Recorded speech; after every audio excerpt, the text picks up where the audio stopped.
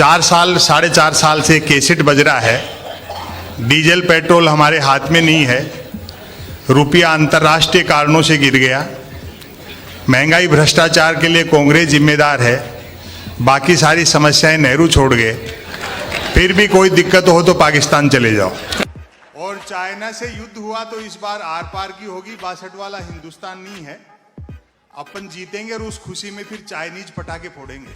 जिन्हें मार्गदर्शक मंडल में डाल दिया उनको समझ में आ गई ना कि राम किसी मठ में नहीं घट में रहते। समय आपका बीत जाएगा और एक दिन झूठी जय जयकार करने वालों के भी समझ में आ जाएगी कि मोदी जी इंडिया को कितना भी डिजिटल कर दो, रोटी गूगल से डाउनलोड नहीं हो सकती।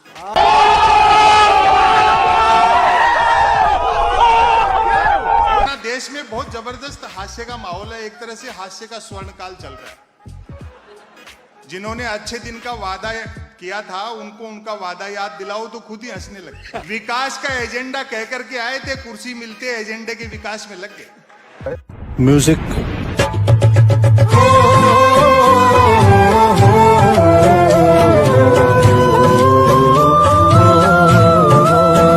पार्लियामेंट तो पार्लियामेंट, अब लाल किले से भी झूठ बोला जा रहा है कि बोलने वाला और सुनने वाला दोनों ये जानते हो कि ये झूठ है तो ये गुनाह नहीं है। जली ना, तेरी भी जली ना। ये समझ में नहीं आती कि नेहरू को छोटा करने से पटेल कैसे बड़े हो जाए। जिस सरदार सरोवर के तट पे पटेल की सबसे ऊंची मूर्ति लगी है, उस सरदार सरोवर परियोजना का शिलान्यास ही पंडित जवाहरलाल नेहरू ने किया। मैं तो पिछले दिनों न्यूयॉर्क जा रहा था, हालांकि ये झूठ है, लेकिन मैंने मोदी जी से सीखा है कि आदमी झूठ भी बोले तो विजन बड़ा होना चाहिए।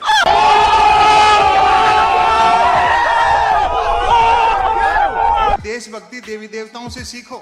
अच्छा, 33 करोड़ हैं। 1947 में देश का विभाजन हुआ, एक भी उस तरफ नहीं गया।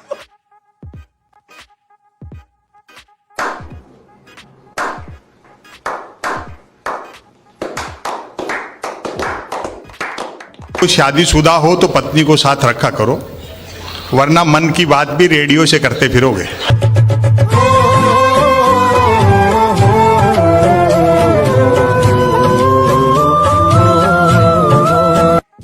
देश पर हमें भी उतना ही गर्व है और खुशी की बात है कि पिछले 4-4.5 साल में जो मेहनत हुई है, भारत फिर से विश्व गुरु होने में लगभग आउटर पर खड़ा है।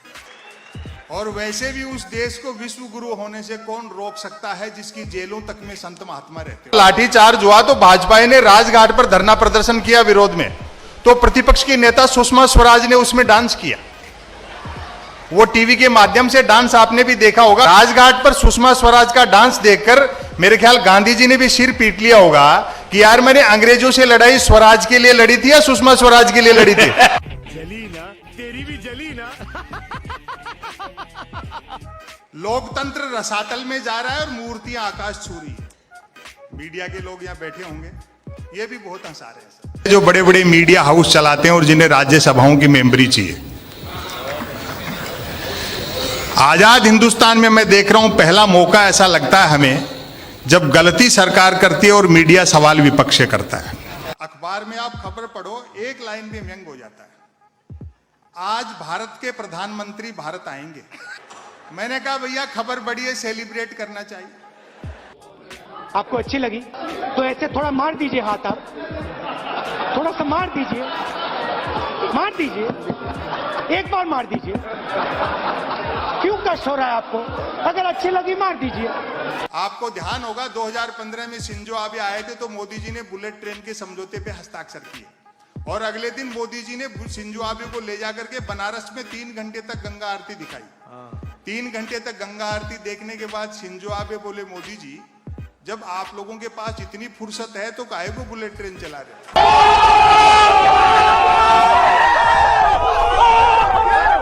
महापुरुषों के नाम पे, मिथकों के नाम पे लड़ा जा रहा है। आप ही के शहर के एक बड़े नेता ने ये कह दिया, भाई बापू का आजादी के आंदोलन में कोई योगदान नहीं। तो हमने उसका बुरा नहीं माना कि भाई हो सकता है खुद के बापू के लिए कह रहे हैं। हरियाणा की सरकार के स्वास्थ्य मंत्री ने तो कहा कि जब से नोटों पे गांधी का चित्र छपा है तब से नोटों की कीमत घट गई। यही भारतीय प्रजातंत्र की खूबसूरती है कि शारीरिक और मानसिक रूप से बीमार आदमी भी स्वास्थ्य मंत्री बनाया जाता है।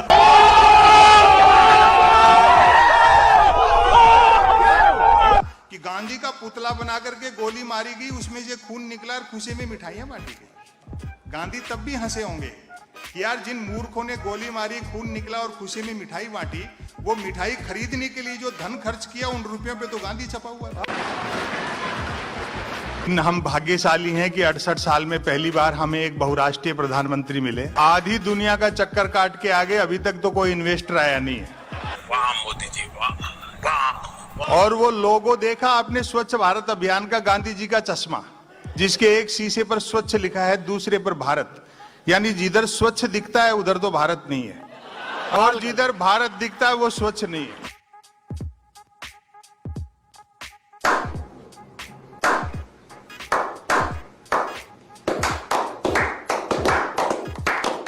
तो तब हो गई जब डीडी किसान चैनल लॉन्च किया सरकार ने और उसके ब्रांड एम्बेसडर बनाए गए अमिताभ बच्चन। तो किसी ने सवाल कर लिया कि अमिताभ बच्चन का खेती किसानी से क्या लेना देना। मैंने कहा भैया सरकार का मानना है कि फसल में दाने भले ही न लगे, पौधे तो लंबे हों। निसंदेह मोदी जी धुआंधार काम कर रहे हैं। ये अलग बात है कि काम में धार कम है और धुआं ज्यादा। आप में हिम्मत हो तो पब्लिकली बताओ। देश चलाने के लिए 56 इंच का सीना नहीं, सीने के अंदर बड़ा दिल होना चाहिए। जो कुछ नरेंद्र मोदी करते हैं वो राजनीतिक स्वार्थ के लिए करते हैं, अपने लिए करते हैं, पॉलिटिकल गेन के लिए करते हैं। मोदी कहाँ है तेरा 56 इंच? कैसा है तू रेजिग्नेशन दे दे, तू हट। वाह मोदी जी, वाह वाह वाह। देश सबका है, सब देश के हैं, देश मोहब्बत से चलता है।